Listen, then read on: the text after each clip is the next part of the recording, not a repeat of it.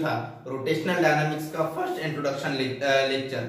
आज हम rotational dynamics का ही सेकंड इंट्रोडक्शन लेक्चर पढ़ेंगे। जो इंट्रोडक्शन में सबसे पहले मैंने आपको बताया था कि बुक में हमको कुछ दिया हुआ है, कैन यू रिकॉल करके, जिसमें सबसे पहला था सर्कुलर मोशन और दूसरा फिर उसमें था कंसेप्ट ऑफ सेंटर ऑफ मास, फिर काइनेमेटिकल इक्वेशन ऑफ मोशन, उसके बाद real force and pseudo force. तो हम सबसे फर्स्ट लेक्चर में सर्कुलर मोशन क्या होता है, सर्कुलर मोशन के लिए रिस्पॉन्सिबल चीज क्या होती है, ये सब पढ़ चुके और उसके बहुत अच्छे एग्जांपल्स भी हम देख चुके।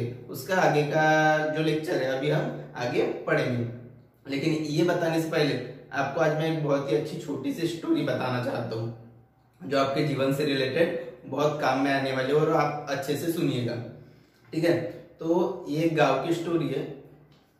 उस गांव में एक मंदिर होता है और उस मंदिर में भगवान की देखभाल और उनकी पूजा करने के लिए एक बहुत ही ज्ञानी पंडित होते हैं और वो बहुत सालों से भगवान की पूजा करते हैं। उनको भगवान के ऊपर बहुत ज्यादा विश्वास होता है, हम सबको भी होता है और रखना भी चाहिए, लेकिन उनको कुछ ज्यादा ही भगवान के ऊपर विश्वास होता है और उनको बहुत मानते भी हैं।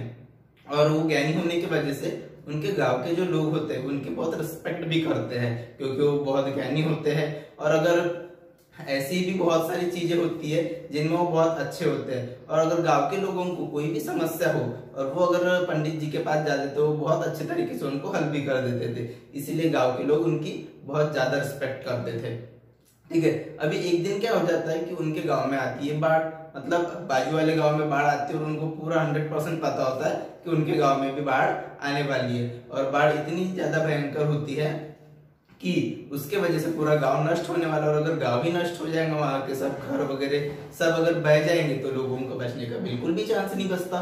तो इसीलिए पूरे गांव के लोग धीरे धीरे निकलने की कोशिश करते हैं, गांव छोड़ के जाने की कोशिश करते हैं। तो सभी लोग जाना शुरू कर देते हैं। तो गांव के कुछ मेन लोग आते हैं पंडित जी के पास और बोलते हैं, पंडित जी हमारे गाँव में बाढ़ आने वाली है और हमारा गाँव अभी बचने वाला नहीं है, इसीलिए सभी गाँव के लोग हम बाहर निकल रहे हैं, तो आप भी हमारे साथ चलिए। तो पंडित जी उन्हें बोलते हैं, धन्यवाद मेरे को पूछने के लिए, लेकिन मैं नहीं आऊंगा, आप चले जाओ, क्योंकि मैं बहुत सालों से भगवान की पूजा कर रहा हूँ, मेरे को भगवान के ऊपर विश्वास है कि भगवान मुझे कुछ भी नहीं होने देंगे और भगवान आके बचा लेंगे। गांव के लोग बहुत समझाने की कोशिश करते पंडित जी को, लेकिन पंडित जी नहीं समझते। वो अपनी बात बताते कि मुझे भगवान के ऊपर विश्वास है और भगवान मुझे कुछ भी नहीं होने देंगे। फिर वो चले जाते हैं। उसके बाद थोड़ा बहुत पानी गांव में आ जाता है और मंदिर के अंदर भी घुस जाता है। तो जो पंडित जी होते हैं वो लगभग उनका आधा शरीर पानी के अंदर डूब जाता है। और फिर उसके बाद उनके पास से एक नाव गुजरती है और वहां पे कुछ लोग होते हैं जो गांव छोड़ के जाते रहते हैं। तो लोग भी बोलते हैं कि पंडित जी आप नाव पे आके बैठ जाइए, आप बच जाएंगे, आपको कुछ भी नहीं होगा, इस तरीके से बोलते। लेकिन पंडित जी नहीं सुनते। पंडित जी बोलते हैं कि भगवान के ऊपर मेरे को पूरा विश्वास है, भगवान आके मुझे बचा लेंगे, भगवान मुझे कुछ भी होने नहीं देंगे, ये बात बोलते हैं। वो भी बहुत समझाने की कोशिश करते पंडित जी को, लेकिन पंडित जी नहीं मानते और वहां से नाव वाले लोग भी चले जाते हैं।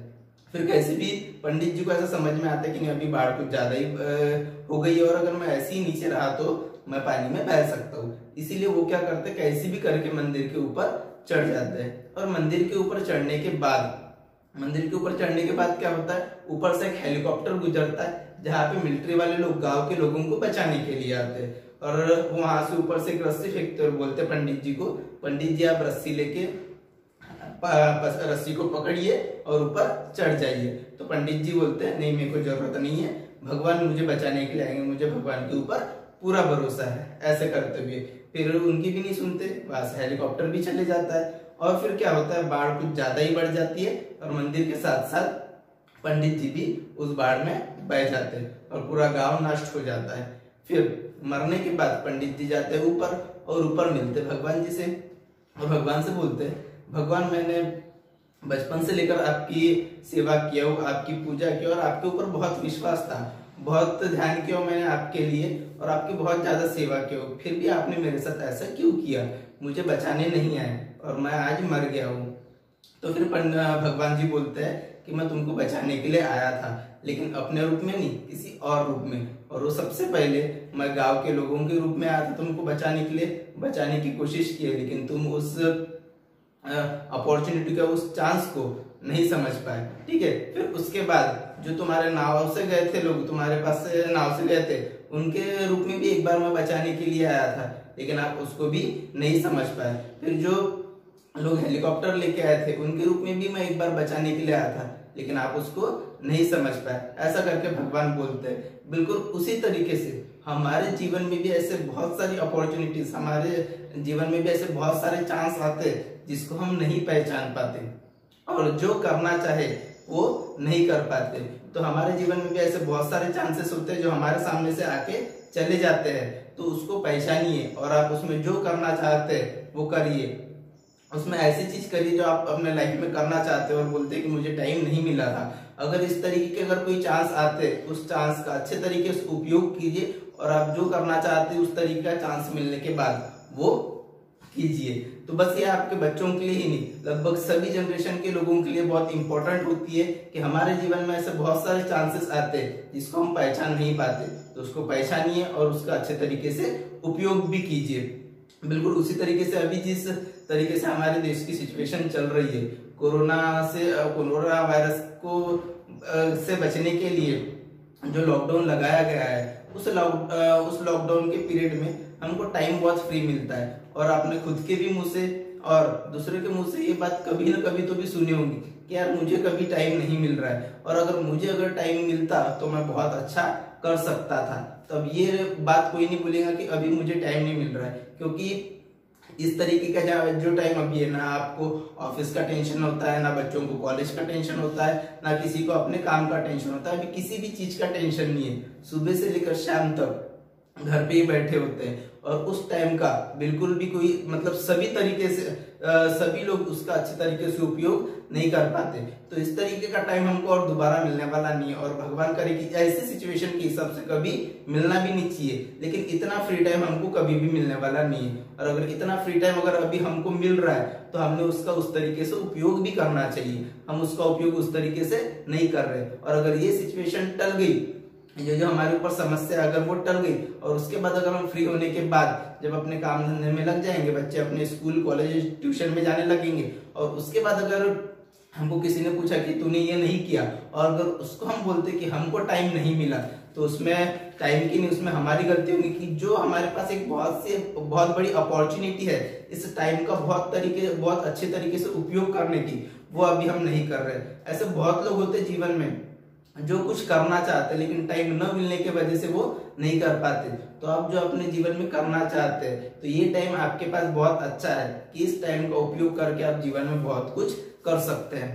बिल्कुल उसी तरीके से ऐसे बहुत लोग होते हैं जिनको समाज सेवा करने की इच्छा होती है, लेकिन समाज सेवा करने के लिए बस किसी अच्छी पोस्ट पे ही होना जरूरी नहीं है। समाज सेवा हम बहुत तरीके से कर सकते हैं, और यह भी टाइम है। अभी हमको पता है कि लॉकडाउन की वजह से ना कोई बाहर जा पा रहा है, और ना ही कोई बाहर से कोई अंदर आ पा रहा है, और काम वगैरह पे कोई भी नहीं जा पा रहे। तो हमारे समाज में रहने वाले, हमारे आसपास रहने वाले ऐसे बहुत से लोग हैं जो रोज के कमा के खाते हैं, और इतने लॉकडाउन के पीरियड में ऐसे बहुत लोग हैं जो खाने के लिए भी तरसते हैं। और अगर आपको समाज सेवा करना ही है तो उनको कुछ टाइम का भोजन करा के समाज सेवा कर सकते हो। और ऐसे इस लॉकडाउन के पीरियड में ऐसी बहुत सी चीजें जो आप समाज सेवा के तौर पे कर सकते हो। और सबसे पहली बात, कुछ करो या ना करो, लेकिन ऐसे आजकल बहुत मतलब सोशल मीडिया का यूज करके हमारे जैसे आज की जनरेशन के जो लोग हैं वो अफवाह फैलाते। अगर आप कुछ अच्छा नहीं कर पा रहे हो तो आप कुछ गलत भी मत करो, और अफवाह फैलाने की कोई जरूरत नहीं है। और सबसे पहली बात, अगर आपको कुछ अच्छा करना ही है, अगर अफवाह नहीं फैला रहे हो, तो जो लोग इस कोरोना वायरस को सीरियसली नहीं ले रहे, तो उनको उसके नुकसान बताओ कि अगर हमने ऐसा नहीं किया तो क्या होगा, उसकी तरफ उसको सीरियसली लो, और लोगों को भी ऐसा समझाओ कि वो सही में एक ऐसा मजाक नहीं है। आजकल अगर हमारे देश में जो सिचुएशन चल रही है, कोरोना वायरस को एक मजाक बना के रख दिए कुछ लोगों ने। व्हाट्सएप पे स्टेटस डालते रहते, कोरोना के ऊपर नारे लगाते रहते, गो कोरोना गो, जैसे कि वो हमारा रिश्तेदार है, हम उसको जा बोलेंगे और ये वो देश छोड़ के चले जाएगा। ऐसा नहीं है। अगर उसको भगाना है तो हमको सरकार ने जो बातें बताया उसका पालन भी करना होगा, और वो आप करिए। और आप करते हैं तो लोगों को भी समझाइए। तो इस तरीके की एक अभी छोटी सी कहानी बताया मैंने आपको, जो आपको ध्यान में रखना। और अगर आपको ऐसा कुछ टाइम मिलता है तो उसका अपने जीवन में अच्छे तरीके से उपयोग भी करना है। चलो बच्चों, अब हम अपने अगले टॉपिक की तरफ बढ़ते हैं, जिसका नाम है सेंटर ऑफ मास। तो जैसे मैंने आपको रोटेशनल डायनामिक्स का इंट्रोडक्शन टॉपिक बताया, सबसे पहले हमने सर्कुलर मोशन पढ़े क्या होता है, और सर्कुलर मोशन पढ़ने से पहले हमने ट्रांसलेशन मोशन देखा था क्या होता है। अब उसके बाद एक अगला टॉपिक आता है हमारा, बहुत ही अच्छा है, मजेदार है। सेंटर ऑफ मास एक छोटी सी कंसेप्ट है, ज्यादा कॉम्प्लिकेटेड नहीं है। सेंटर ऑफ मास, ठीक है। अभी आप लोगों ने ऐसे बहुत सी चीज ऑब्जर्व किए होंगे, कभी क्लास की कुछ बॉयज वगैरह होते हैं तो एक उंगली पे रख के पूरा पैड या फिर रजिस्टर या कोई टेक्स्ट बुक घुमाते हैं। आपने कभी ऐसा ऑब्जर्व किया कि जैसे अगर वो जो भी बुक वगैरह पकड़ते, किसी भी प्रकार की वो बुक हो, तो बुक को पकड़ने के बाद वो बीच में ही उंगली रखते हैं। ऐसा कभी दिखा कि अगर एक आधी ऐसी कोई बुक है तो उसके कॉर्नर पे उंगली रखे और वो ऐसा घुमा रहे? ऐसा क्यों होता है कि वो एक ऐसा बीच का ही पॉइंट कंसीडर करते हैं और उसी पॉइंट को कंसीडर करके वहीं पे उंगली रख के उस रजिस्टर को घुमाते हैं। आपने कभी सोचा? और नहीं सोचा होगा तो अभी हम उस बात को अच्छे तरीके से क्लियर कर लेंगे। बिल्कुल उसी तरीके से ऐसे बहुत सारे एग्जाम्पल्स है। बहुत से लोग जो फुटबॉल वगैरह खेलते हैं, बहुत से लोग आपने वीडियो वगैरह देखा होगा, एक उंगली पे फुटबॉल भी घुमाते हैं। ऐसा कभी देखा नहीं कि अगर ये ऐसा पूरा फुटबॉल रखा तो उसके बीच में इधर साइड में रख के ऐसा कभी घुमाने की कोशिश की क्या उन्होंने? नहीं किए, वो बीच में ही रखते हैं। बिल्कुल उसी तरीके से अभी लॉकडाउन की वजह से रामायण चल रहा है, और अभी एक दो दिन पहले जब युद्ध चालू हुआ था कुछ दिनों पहले, तो एक दो दिन पहले जब लक्ष्मण जी को बाण लगा और उनको संजीवनी बूटी की जरूरत थी, तो किसको भेजा गया था? हनुमान जी को। और जब हनुमान जी को संजीवनी बूटी लाने के लिए भेजा गया था, तो वहां पे जिस पहाड़ पे वो संजीवनी बूटी लाने के लिए गए थे, वहां पे ऐसी बहुत सारी दवाइयां थी जो हनुमान जी को समझ में नहीं आ रही थी कि इसमें से संजीवनी बूटी कौन सी है। तो उन्होंने क्या किया था? पूरा पहाड़ उठा के ले गए थे, एक हाथ में पूरा पहाड़ उठा के लाया था। अब वो भगवान है, उनके पास शक्ति है, ठीक है, लेकिन वो भी साइंस की रिस्पेक्ट करते हैं, उनको समझते हैं। तो उन्होंने क्या किया था, जो पूरा एक बड़ा पहाड़ है उसको बीच में हाथ पकड़ के पूरा पहाड़ लाया था, और फिर उनको संजीवनी बूटी वहां से लेके उनको ठीक कर दिया था। बिल्कुल सेम तरीके से आपने कृष्णा जी की सीरियल देखा होगा या किसी मूवी में देखा होगा, जो बच्चे को कार्टून वगैरह की मूवी आती कृष्णा जी की, बिल्कुल उसी तरीके से श्री कृष्ण जी ने गोवर्धन पर्वत भी अपने एक उंगली पे उठाया था। तो भी ऐसा नहीं कि किसी कॉर्नर पे जाके उठाया, तो उन्होंने भी एक बीच में ही आके एक उंगली पे पूरा गोवर्धन पर्वत उठा के रखा था। तो ये समझने की बात इसमें है कि जो भी अगर ऐसा कुछ समझ रहे तो उतना बड़ा पर्वत उठाने के लिए एक किसी पर्टिकुलर पॉइंट को ही कंसीडर कर रहे हैं, और उस पॉइंट को, जिस पॉइंट को कंसीडर कर रहे हैं, उसी पॉइंट को कहा जाता है सेंटर ऑफ मास। तो ये एक्चुअली सेंटर ऑफ मास यानी होता क्या है, जो मैंने अभी 2-3 एग्जांपल बताया। सबसे पहले कि जब अगर कोई भी लड़का है, कोई भी हो, जब अगर एक उंगली पे रजिस्टर घुमाता है, हनुमान जी ने एक हाथ में पूरा पहाड़ उठा के लाए थे, श्री कृष्ण जी ने गोवर्धन पूरा पर्वत एक उंगली पे उठाए थे, तो उन्होंने एक बस ऐसे पॉइंट को कंसीडर किया, और जिस पॉइंट की मैं बात कर रहा हूँ, जिनको उन्होंने कंसीडर किया, उस पॉइंट को कहा जाता है सेंटर ऑफ मास। तभी एक्चुअली सेंटर ऑफ मास यानी होता क्या है वो देखते हैं। अभी एक कोई भी बॉडी हो सकती है, वो किसी भी प्रकार की बॉडी हो, वो रेगुलर बॉडी हो, मतलब वो सिमेट्रिक बॉडी हो या अनसिमेट्रिक बॉडी हो, किसी भी प्रकार की बॉडी हो। अब अगर ये कोई बॉडी है, ये सॉलिड बॉडी है, ये पूरा इसके अंदर मास भरा हुआ है, मतलब ये पूरी सॉलिड बॉडी है, ठीक है, रिजिड बॉडी एक प्रकार की। तो ये जो रिजिड बॉडी है, इसका कुछ तो भी मास है, कितना मास है हमको उससे लेना देना नहीं है, लेकिन हमको पता है कि अगर ये कोई बॉडी है तो इसका मास कुछ ना कुछ तो भी होगा। तो जितना भी उसका मास होगा, तो अब यहाँ पे अगर मैं सिर्फ एक पॉइंट मास की बात करूं, एक पॉइंट मास की बात करूं, तो यहाँ पे मैंने बस एक पॉइंट कंसीडर किया।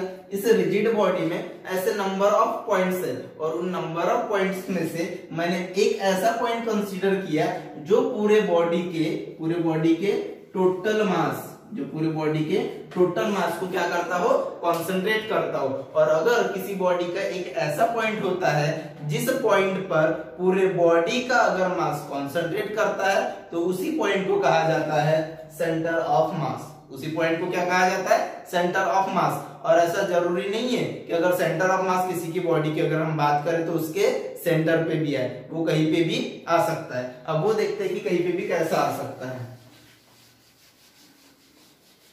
अभी हमने सबसे पहले सेंटर ऑफ मास यानी क्या समझा कि अगर कोई भी किसी भी प्रकार की बॉडी हो और किसी भी प्रकार के बॉडी में एक ऐसा कोई तो भी पॉइंट मास है जिस पॉइंट मास पे पूरे बॉडी का मास क्या करता हो, कॉन्सेंट्रेट करता हो, तो उस प्रकार के पॉइंट को हम बोलेंगे सेंटर ऑफ मास। तो अब जैसे अगर मैं रेगुलर बॉडी की बात करता हूँ, ये कोई एक रेगुलर सॉलिड बॉडी है, ठीक है, स्क्वायर बॉडी है, इसका डिस्ट्रीब्यूशन ऑफ मास चारों तरफ सेम है। तो अगर सिमेट्रिक बॉडी कोई होती है, अगर कोई एक सिमेट्रिक बॉडी है, तो उस सिमेट्रिक बॉडी का जो सेंटर ऑफ मास होगा उसके सेंटर पे ही आएगा। लेकिन अगर कोई अनसिमेट्रिक बॉडी है जिसका डिस्ट्रीब्यूशन ऑफ मास चारों तरफ सेम नहीं होता, तो उसका सेंटर ऑफ मास सेंटर पे आए ऐसा बिल्कुल भी नहीं है। उसका सेंटर ऑफ मास कहीं पे भी आ सकता है, कहीं पे भी आ सकता है, मतलब कहाँ पे आएगा, तो उसका डिस्ट्रीब्यूशन ऑफ मास जिस तरफ ज्यादा होगा उसी तरफ आएगा उसका सेंटर ऑफ मास। तो सेंटर ऑफ मास यानी जैसे अगर हम नाम से समझते हैं तो सेंटर ऑफ मास यानी ऐसा नहीं कि जो हमेशा सेंटर पे ही आएगा, ऐसा जरूरी नहीं है। जरूरी तब होता है कि सबसे पहले हम देखते हैं कि वो बॉडी कैसी है। अगर वो बॉडी सिमेट्रिक है और उसका डिस्ट्रीब्यूशन ऑफ मास अगर चारों तरफ सेम है तो उसका सेंटर ऑफ मास कहाँ पे आएगा, उसके सेंटर पे। लेकिन अगर वो बॉडी अनसिमेट्रिक है और अनसिमेट्रिक बॉडी का मास चारों तरफ उसका डिस्ट्रीब्यूशन ऑफ मास सेम नहीं होता, किधर ज्यादा होता है कहीं कम होता है, तो उस बॉडी का डिस्ट्रीब्यूशन ऑफ मास जिस हिस्से के तरफ ज्यादा होगा उस हिस्से के तरफ उसका सेंटर ऑफ मास आने के चांसेस बिल्कुल सबसे ज्यादा होंगे। और सेंटर ऑफ मास यानी कौन सा, एक ऐसा पॉइंट कि एक ऐसा पॉइंट जिसे पूरे बॉडी का मास उस पॉइंट पे क्या करता हो, कंसंट्रेट करता हो। उस पॉइंट पे अगर एक ऐसा कोई पॉइंट है जहां पे पूरे बॉडी का मास अगर कंसंट्रेट करता है तो उस प्रकार के पॉइंट को हम बोलेंगे सेंटर ऑफ मास। और उसकी एक बहुत ही छोटी सी डेफिनेशन आती है, सिंपल सी, जो मैं अभी लिख रहा हूं। देखिए अभी क्या बताया मैंने, सेंटर ऑफ मास यानी सेंटर ऑफ मास यानी सिंपल एक ऐसा ही है, वो किसी भी प्रकार की बॉडी हो और उस बॉडी में ऐसे बहुत सारे पॉइंट मासेस होते हैं, बहुत सारे पॉइंट होते हैं, उसमें से एक ऐसा पॉइंट हमको कंसीडर करना है जिस पॉइंट पे अगर पूरे बॉडी का मास अगर कॉन्सेंट्रेट करता हो तो उसी पॉइंट को हम क्या बोलेंगे, सेंटर ऑफ मास। और उसकी सिंपल सी डेफिनेशन आती है, the point where whole mass of a body, the point where whole mass of a body supposed to be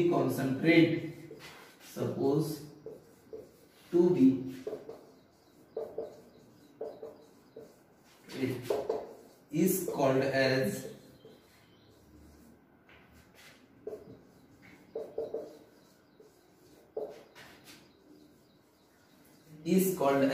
centre of मास। और अगर इसको शॉर्ट में लिखा जाए तो COM भी लिखा जाता है। सेंटर ऑफ मास को शॉर्ट में क्या लिखते हैं, COM, ठीक है। तो सेंटर ऑफ मास यानी सिंपल क्या हुआ, सॉरी, उसको लिखा जाता है COM। सेंटर ऑफ मास यानी सिंपल क्या हुआ, the point where whole mass of the body supposed to be concentrated is called as centre of मास। मतलब अगर कोई भी बॉडी है और उसका एक पॉइंट हम ऐसा कंसीडर करते हैं जिस पॉइंट को कंसीडर करने के बाद उस पॉइंट पे अगर पूरे बॉडी का मास कंसंट्रेट करता हो तो उस प्रकार के पॉइंट को हम बोलेंगे, या उसी पॉइंट को हम बोलेंगे कि वो पॉइंट कौन सा कहलाएगा, सेंटर ऑफ मास। और ये मैं बता चुका हूं कि सेंटर ऑफ मास ऐसा जरूर नहीं है कि बॉडी के सेंटर पे ही है। और अगर उसके अलग अलग मैं एक दो और एग्जांपल्स बताता हूँ।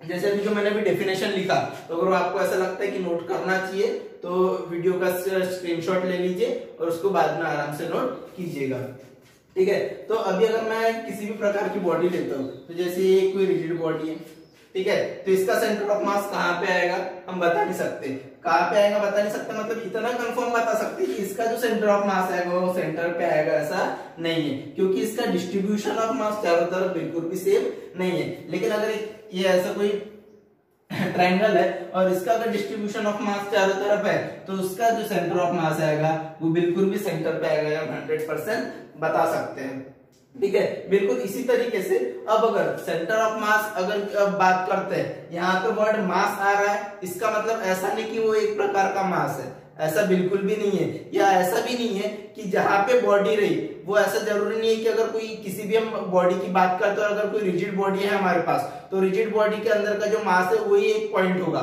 मास एक पॉइंट नहीं है। मतलब बताना मैं ये चाहता हूं कि अगर ये हमारे पास एक रिंग है और इस रिंग का डिस्ट्रीब्यूशन, इस रिंग का मास का है, इस मास का हिस्सा ही है और अंदर से कैसी हो पूरी हॉलो, तो अगर इसके सेंटर ऑफ मास की बात करें तो इस जगह पे आएगा, ठीक है, इस जगह पे वो अंदर से अगर हॉलो भी है तो चलेगा। मतलब जहां बॉडी का अगर मास आ रहा है वहीं पे सेंटर ऑफ मास है ऐसा जरूरी नहीं है, वो कहीं पे भी आ सकता है, उस मास के अंदर भी आ सकता है या मास के बाहर भी जा सकता है।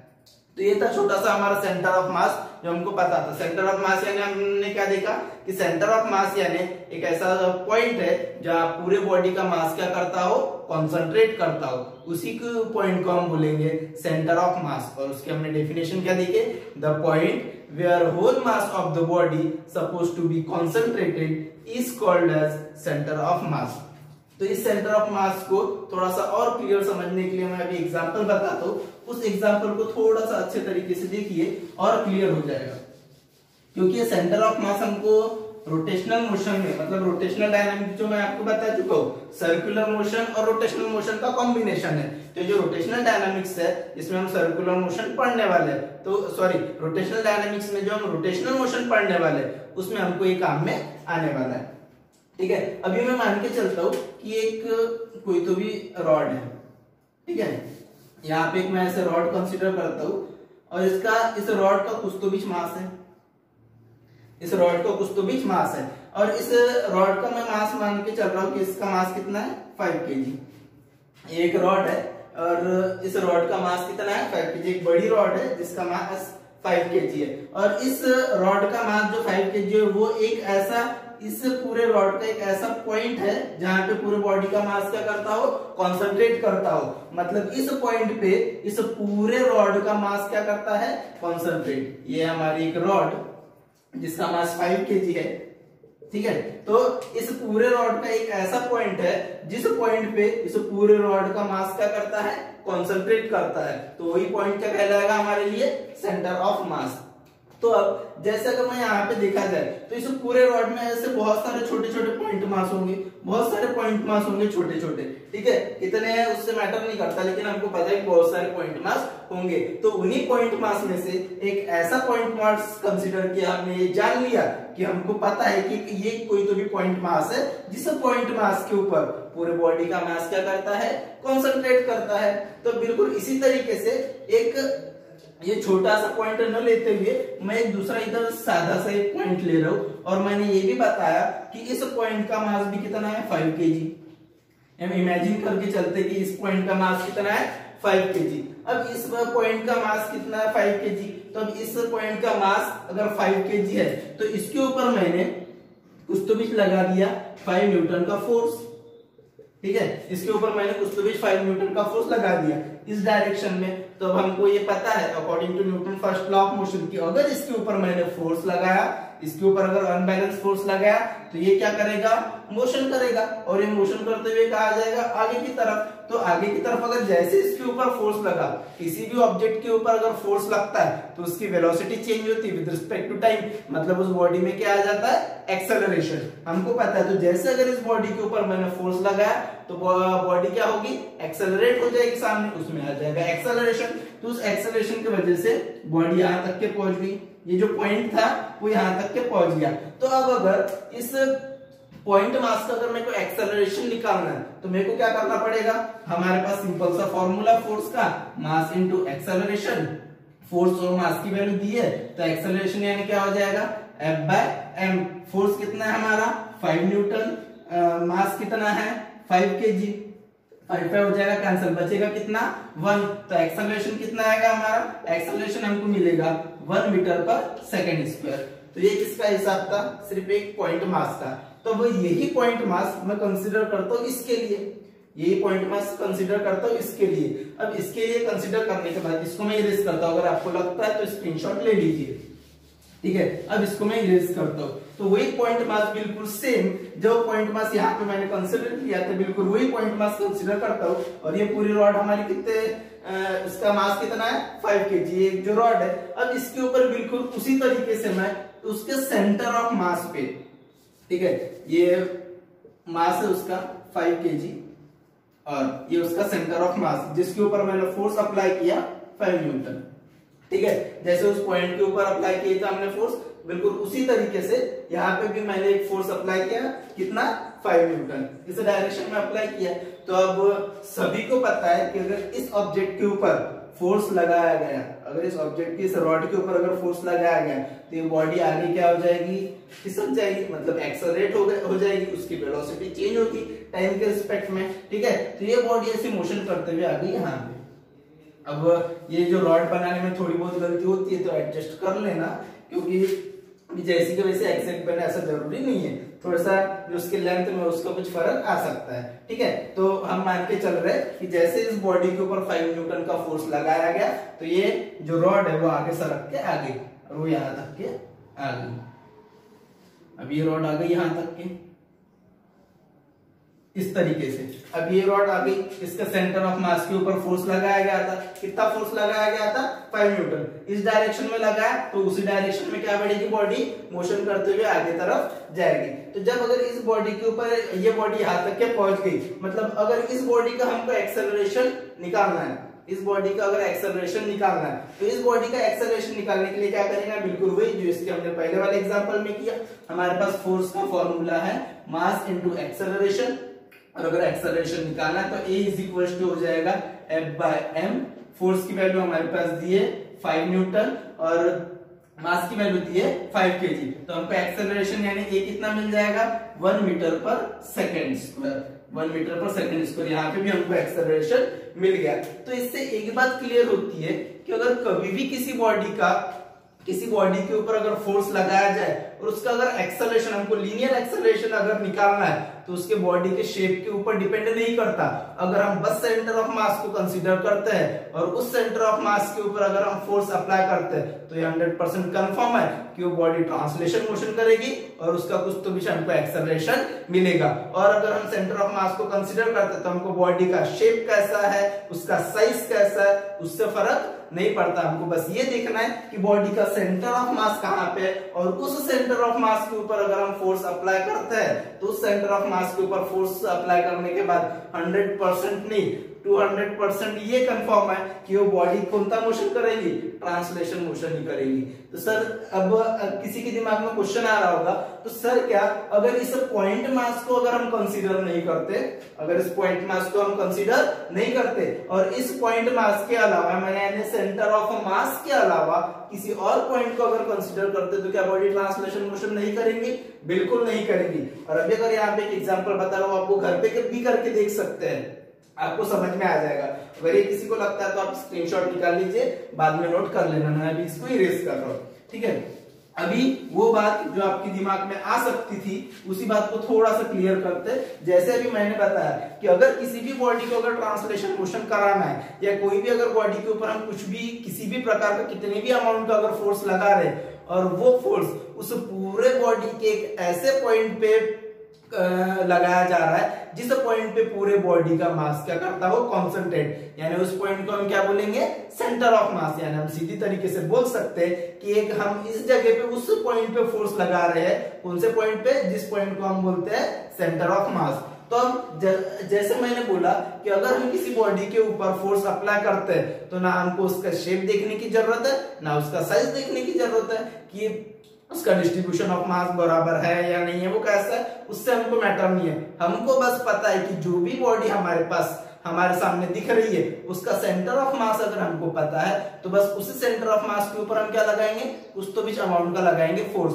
और अगर उसके सेंटर ऑफ मास के ऊपर अगर फोर्स लगाया जाए तो 100% ये बात कंफर्म है कि वो कौन सा मोशन करेगी, ट्रांसलेशन मोशन ही करेगी। तो बिल्कुल उसी तरीके से देखते हैं। अभी अगर इस पॉइंट के ऊपर मैंने फोर्स लगाया तो इस पॉइंट के ऊपर फोर्स लगाने के बाद इस पॉइंट के ऊपर मतलब कौन सा पॉइंट, एक ऐसा पॉइंट जिसे पूरे रॉड का मास उस पॉइंट पे क्या करता हो, कॉन्सेंट्रेट करता हो, उसी पॉइंट को हमने बोला सेंटर ऑफ मास। तो अगर इसके ऊपर मैंने फोर्स लगाया तो ये आगे की तरफ शिफ्ट हो गया। अब अगर ये फोर्स मैं यहाँ पे ना लगाऊं, मतलब यहाँ पे ना लगाऊं, मतलब कहाँ पे ना लगाऊं, सेंटर ऑफ मास पे। तो अगर इस बॉडी के ऊपर मैं अगर इस पॉइंट पे, यहाँ पे कोई तो भी पॉइंट है, उस पॉइंट के ऊपर अगर फोर्स लगाऊं, ये आप घर पे भी करके देख सकते हो, कोई भी रॉड या स्केल या ऐसी कोई भी एक लंबी चीज देखिए, और जिसका सेंटर ऑफ मास की बात कर रहे हैं, तो उसके अगर सेंटर ऑफ मास के ऊपर अगर आप फोर्स लगाते हो तो ऑब्वियसली वो एक जगह से दूसरी जगह अगर मोशन करेगी तो ट्रांसलेशन मोशन ही करेगी। लेकिन अगर आप कोई दूसरा पॉइंट अगर कंसीडर कर रहे हो और उस पॉइंट के ऊपर अगर फोर्स लगा रहे हो तो ट्रांसलेशन मोशन नहीं करेगी। और अगर यहाँ पे अगर फोर्स अप्लाई की तो इस तरीके से ऐसे गोल गोल घूमना चालू करेगी, मतलब वो रोटेशनल मोशन करेगी। तो ये बात कंफर्म हो गई कि अगर किसी बॉडी, वो उस बॉडी का शेप डिपेंड नहीं करता, ना उस बॉडी का साइज डिपेंड करता है, लेकिन उस बॉडी का अगर हमको सेंटर ऑफ मास पता है और उस सेंटर ऑफ मास के ऊपर अगर हम फोर्स लगाते कुछ भी अमाउंट का, तो ये कंफर्म है कि वो बॉडी कौन सा मोशन करेगी, ट्रांसलेशन मोशन। लेकिन अगर वो सेंटर ऑफ मास छोड़ के, उस पॉइंट को छोड़ के, जिस पूरे बॉडी का मास वहां पे कॉन्सेंट्रेट करता हो, उस पॉइंट को छोड़ के अगर हम किसी दूसरे पॉइंट के ऊपर अगर फोर्स लगाते हैं तो ये कंफर्म है कि वो ट्रांसलेशन मोशन तो नहीं करेंगी, लेकिन वो कौन सा मोशन करेंगी, रोटेशनल मोशन। ट्रांसलेट तो हो जाएगी वो थोड़ी बहुत, लेकिन उसके साथ साथ वो कौन सा मोशन करेंगी, रोटेशनल मोशन। लेकिन ये भी बात कंफर्म है कि जब अगर वो बॉडी रोटेशनल मोशन कर रही है तो कौन सा पॉइंट फिक्स होगा, उसका वही पॉइंट फिक्स होगा जिस पॉइंट को हम बोलते हैं सेंटर ऑफ मास। मतलब उस पूरे बॉडी का एक ऐसा ही पॉइंट जिस पॉइंट के ऊपर पूरे बॉडी का मास कॉन्सेंट्रेट होता है, उसी पॉइंट के अबाउट वो बॉडी भी क्या करेंगी, रोटेट करेंगी, लेकिन एक जगह से दूसरी जगह ट्रांसफर नहीं हो पाएंगी। तो अभी तक के हमने एग्जांपल से अभी तक के शायद आपको क्लियर हो गया होगा कि एक्चुअली सेंटर ऑफ मास यानी होता क्या है। तो सेंटर ऑफ मास यानी हमने क्या देखा कि वो किसी भी प्रकार की बॉडी हो और उस बॉडी का एक ऐसा एक पॉइंट जिस पॉइंट के ऊपर अगर पूरी बॉडी कॉन्सेंट्रेट करती है तो उस प्रकार के बॉडी को हम, उस प्रकार के पॉइंट को या उसी पॉइंट को हम क्या बोलेंगे, सेंटर ऑफ मास। और ये सेंटर ऑफ मास ऐसा जरूरी नहीं है कि पूरे बॉडी का मतलब उसके सेंटर पे ही है, वो डिपेंड इस बात पे करता है कि बॉडी सिमेट्रिक है या अनसिमेट्रिक है। अगर बॉडी सिमेट्रिक होती है तो उस पूरे बॉडी का जो सेंटर ऑफ मास आएगा उसके सेंटर पे आएगा, लेकिन अगर बॉडी अनसिमेट्रिक होती है तो उसका जो सेंटर ऑफ मास आएगा वो सेंटर पे बिल्कुल नहीं आएगा। ठीक है, तो ये था हमारा छोटी सी कंसेप्ट एक सेंटर ऑफ मास की। शायद तुम लोगों को समझ में आया होगा। आपको जो भी चीज लगता है यहाँ पे नोट करने की तो उसका स्क्रीनशॉट ले लीजिए और बाद में उसको आराम से नोट कीजिएगा। ठीक है, इसके बाद जो मैंने कैन यू रिकॉल करके आपको बताया था, तो सेंटर ऑफ मास के बाद एक छोटी सी और कंसेप्ट थी जिसका नाम है काइनेमेटिकल इक्वेशन ऑफ मोशन, जो आप प्रीवियस क्लास में पढ़ चुके हो। ठीक है, तो उसके बारे में एकदम ज्यादा डिटेल नहीं पढ़ना है, लेकिन बस थोड़ा सा एक रिकॉल के टर्म पे बस हमको थोड़ा सा ओवरलैप करना है कि नहीं यार ये था और हमने देखा था, बिल्कुल उसी तरीके से देखना है। तो अब हम देखते हैं कि काइनेमेटिकल इक्वेशन ऑफ मोशन क्या होती है। ये बात सभी को लगभग पता होगी। काइनेमेटिकल इक्वेशन ऑफ मोशन कितने प्रकार की होती है हमारे पास, 3 प्रकार की। जो 11th क्लास का पहला लेसन था यूनिट एंड मेजरमेंट, तो वहां पे भी जब हमने डायमेंशनल एनालिसिस पढ़े तो उसमें भी काइनेमेटिकल इक्वेशन का यूज हुआ था। तो काइनेमेटिकल इक्वेशन का यूज करके हमने डायमेंशन का यूज करके काइनेमेटिकल इक्वेशन को प्रूफ किया था। ठीक है, तो अभी काइनेमेटिकल इक्वेशंस पढ़ने से पहले कि एक्चुअली जब अगर कोई किसी भी प्रकार का ट्रांसलेशन मोशन या सिर्फ अगर हम लीनियर मोशन की बात करते हैं तो उसके कुछ पैरामीटर्स होते हैं, कुछ वेरिएबल्स होते हैं जिनके ऊपर हमने स्टडी कर चुके प्रीवियस क्लासेस में। तो उसी के वेरिएबल्स के रिलेशंस बताता है हमको काइनेमेटिकल इक्वेशन। ठीक है, तो ये सब चीजें आप पहले पढ़ चुके, उतना ज्यादा नहीं बस, लेकिन हमको आगे काम मैंने इसलिए हम थोड़ा उसके ऊपर स्टडी कर रहे हैं। ठीक है, तो काइनेमेटिकल इक्वेशन की अगर हम बात करें तो उससे पहले एक छोटी सी कुछ बातें बता रहा हूं, उसकी तरफ ध्यान दो। यहाँ पे कोई तो भी ऑब्जेक्ट है या कोई भी एक ऐसा पर्सन है या ऑब्जेक्ट की बात करते वो मोशन करने वाला है। ठीक है, अभी वो इस पोजीशन पे, रेस्ट पोजीशन पे, तो उस पोजीशन को मैंने नाम दे दिया ए। उस पोजीशन को मैंने नाम क्या दे दिया ए, वो भी ए पोजीशन पे है। मतलब यहां से वो मोशन अपना क्या करेगा, शुरुआत करेगा। और अगर वो यहां से अपना मोशन शुरुआत करेगा मतलब ये कौन सी पोजीशन कहलाएगी उसकी, इनिशियल पोजीशन। इनिशियल पोजीशन ये कौन सी पोजीशन कहलाएगी उसकी, इनिशियल पोजीशन। अब यही अगर मोशन करते करते आगे की तरफ चले गया, यहाँ इस पोजीशन पे आके वो रुक गया, मतलब यहाँ पे वो आ गया, तो इस पोजीशन को मैंने नाम दे दिया बी, ठीक है। और यहाँ पे अगर आके रुक गया मतलब वो उसकी आखिरी पोजीशन थी, इस पोजीशन को हम क्या नाम देंगे, फाइनल पोजीशन, फाइनल पोजीशन, ठीक है। एक हो गई हमारी इनिशियल पोजीशन और एक हो गई फाइनल पोजीशन। अब यहाँ पे जो एक ऑब्जेक्ट है, या एक कोई लड़का बता रहा हूं मैं, यहाँ पे ये दुर्गेश नाम का लड़का है, यहाँ पे ये वो इस रास्ते से मोशन करते हुए जाने वाला है, कौन है ये, दुर्गेश है ना, एक दुर्गेश नाम का कोई तो भी लड़का है जो यहाँ से ऐसा मोशन करते हुए जाने वाला है। तो जब वो यहाँ पे था पहले ए पोजीशन के ऊपर, ये इसको नाम देते हैं ए पोजीशन, और जब वो ए पोजीशन के ऊपर था तो मतलब कौन सी पोजीशन थी, उसकी शुरुआत की पोजीशन, जिसको हमने नाम दे दिया इनिशियल पोजीशन। और यहाँ पे वही लड़का मोशन करते हुए आ गया दुर्गेश, जिस पोजीशन को हमने नाम दे दिया फाइनल पोजीशन, ठीक है। तो अभी हमको पता है कि अगर ये यहाँ से वहां तक के अगर मोशन करते हुए जाएगा, उसको कुछ तो भी टाइम लगने वाला है, वो मैंने उस टाइम को लिख दिया टी।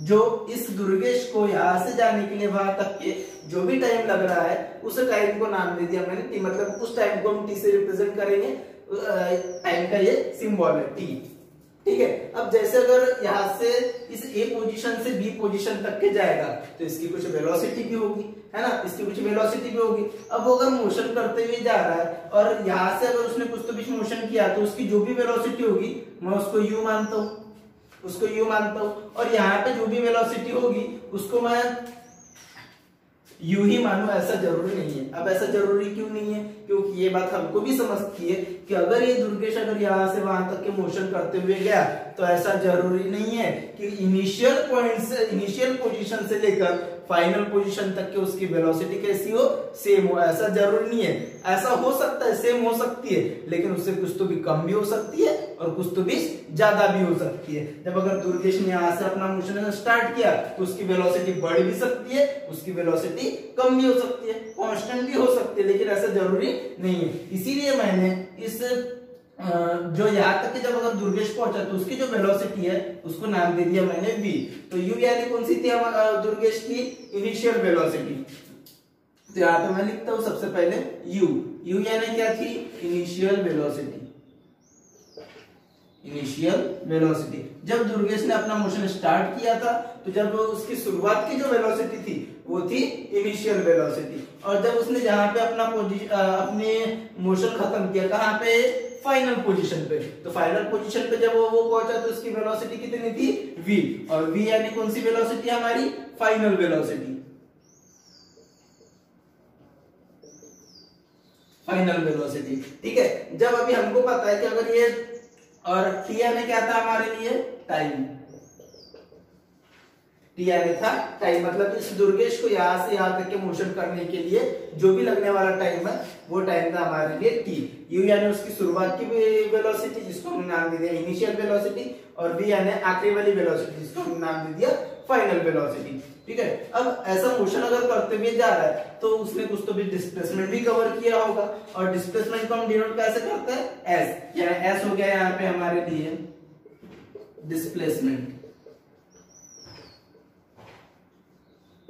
ऐसे यानी हो गया हमारे लिए डिस्प्लेसमेंट। अब डिस्प्लेसमेंट हो गया, फिर उसके बाद अब अगर हमको पता है कि जब अगर इसकी ये इनिशियल वेलोसिटी थी, जब वो पार्टिकल वो दुर्गेश कहाँ पे था, इनिशियल पोजीशन के ऊपर, और वो फिर आगे गया फाइनल पोजीशन के ऊपर, तो हमको पता है कि उसकी वेलोसिटी चेंज हो सकती है। और अगर उसकी वेलोसिटी चेंज हो रही है, हम ये मान के चलते कि उसकी वेलोसिटी क्या हो रही है, चेंज हो रही है, धीरे धीरे बढ़ते जा रही है। और जैसे धीरे धीरे उसकी वेलोसिटी बढ़ते जा रही है, इसका मतलब क्या होगा, जब अगर उसकी वेलोसिटी कुछ चेंज हो रही है किसके रिस्पेक्ट में, टाइम के रिस्पेक्ट में, और जब भी अगर वेलोसिटी चेंज होती है टाइम के रिस्पेक्ट में तो वहां पे क्या मिलता है हमको, एक्सेलरेशन। तो जब अगर ये दुर्गेश यहाँ से वहां तक के जाएगा और उसकी वेलोसिटी चेंज होगी टाइम के रिस्पेक्ट में, तो हमको कुछ तो बीच मिलेगा एक्सेलरेशन, और वो हमको यहाँ पे एक्सेलरेशन जो मिलने वाला है वो एक्सेलरेशन होगा यूनिफॉर्म एक्सेलरेशन, यूनिफॉर्म एक्सेलरेशन,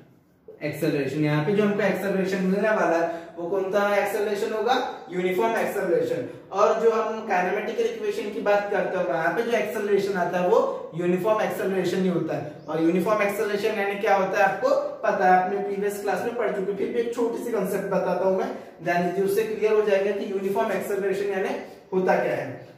ठीक है, इधर थोड़ा सा साइड में देख लेते हैं कि यूनिफॉर्म एक्सेलरेशन यानी क्या होता है। जैसे इसी की बात करता हूं मैं, ये एक पॉइंट था हमारे लिए ए और ये पॉइंट था बी। यहाँ पे पोजीशन उसकी इनिशियल पोजीशन और ये फाइनल पोजीशन। तो यहाँ पे आते तक के जब वो ए से बी तक के गया तो उसकी कुछ तो बीच वेलोसिटी थी, उसकी वेलोसिटी थी 2 मीटर पर सेकेंड।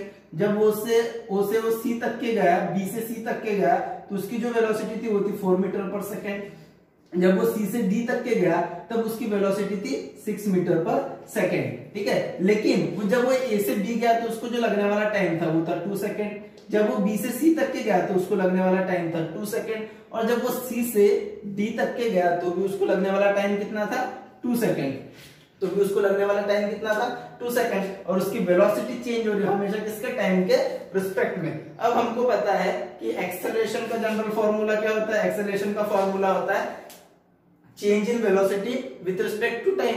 लेकिन अगर वेलोसिटी चेंज हो रही है और हमको चेंज इन वेलोसिटी निकालना है तो हम क्या करेंगे, फाइनल वेलोसिटी में से इनिशियल वेलोसिटी को माइनस करेंगे, क्योंकि हमको दिख रहा है हमेशा टाइम के साथ वेलोसिटी धीरे धीरे क्या हो रही है, इंक्रीज हो रही है। तो जब अगर मैं इसको 4 - 2 डिवाइडेड बाय टाइम कर दूं, अगर मैं इसके फॉर्मूले की बात करूं तो v - u divided by t, यह आ जाता है फॉर्मूला उसका। तो v अभी फाइनल वेलोसिटी यानी ए से बी तक के, फाइनल वेलोसिटी बी पॉइंट तक की कितनी थी, वो 4 मीटर पर सेकंड। जब वो यहाँ पे पहुंचा तो वो थी 4 - 2 डिवाइडेड बाय टाइम कितना आ जाएगा, 2। तो 2 - 2 2 हो जाएगा और डिवाइड में 2 यानी कितना आ जाएगा, 1 मीटर पर सेकंड स्क्वायर। बिल्कुल सेम तरीके से अब अगर बी टू सी लिए तो बी पे कितनी थी, 4। पॉइंट बी पे वेलोसिटी कितनी थी, 4। और जब पॉइंट सी पे पहुंचा तो कितनी हो गई, 6। तो 4 - 6 डिवाइडेड बाय 2, ये भी सॉल्व करेंगे तो कितना आएगा, 1 मीटर पर सेकंड स्क्वायर। और बिल्कुल उसी तरीके से अगर इस पॉइंट पे भी हम लेते हैं और अगला पॉइंट जो आने वाला होगा तो उसी तरीके से वहां पे हमको एक्सेलरेशन कैसा ही मिलेगा, बिल्कुल सेम ही मिलने वाला है। तो हम जब एक्सेलरेशन कुछ भी वेलोसिटी चेंज करने की वजह से, जो वेलोसिटी चेंज करने की वजह से एक्सेलरेशन आ रहा है वो हर बार कैसा आ रहा है, कांस्टेंट। तो इसी प्रकार के एक्सेलरेशन को हम कांस्टेंट एक्सेलरेशन या फिर यूनिफॉर्म एक्सेलरेशन बोलते हैं। और जहां पर अगर एक्सेलरेशन की वैल्यू हर बार डिफरेंट आ रही तो वो कहलाता है नॉन यूनिफॉर्म एक्सेलरेशन। तो जो हम काइनेमेटिक इक्वेशन पढ़ते हैं तो उसमें जो हम एक्सेलरेशन कंसीडर करते हैं वो यूनिफॉर्म एक्सेलरेशन ही होता है। ठीक है, तो अभी एक बात क्लियर हो गई कि हमने जो यहाँ पे दुर्गेश को देखा था वो मोशन करते हुए गया तो उसको जो लगने वाला टाइम था वो था टाइम t। और जब उसने शुरुआत की जो उसकी वेलोसिटी थी वो थी इनिशियल वेलोसिटी, उसके बाद जो उसकी आखिरी वेलोसिटी थी वो थी फाइनल वेलोसिटी। फिर उसके बाद उसने यहाँ से लेकर वहां तक कुछ तो डिस्प्लेसमेंट भी कवर किया था और वो डिस्प्लेसमेंट क्या था, s। और उस डिस्प्लेसमेंट के बाद जो यहाँ पे जब अगर उसकी वेलोसिटी चेंज हो रही है विद रिस्पेक्ट टू टाइम तो हमको क्या मिल रहा है, कुछ तो बीच एक्सेलरेशन। जो वो एक्सेलरेशन कौन सा कहलाएगा, यूनिफॉर्म एक्सेलरेशन। तो ये जो 4 टर्म हमने पढ़े, वेलोसिटी, टाइम, डिस्प्लेसमेंट और एक्सेलरेशन, ये जो 4 वेरिएबल्स है इन्हीं के बीच का रिलेशन हमको बताता है काइनेमेटिकल इक्वेशन ऑफ मोशन। और वो काइनेमेटिकल इक्वेशन ऑफ मोशन क्या है वो अभी हम देखते हैं। मैं पहले ही बता चुका हूं कि काइनेमेटिकल इक्वेशन ऑफ मोशन कितनी होती है, 3। और उन 3 इक्वेशंस अभी हम देखते हैं क्या होती है।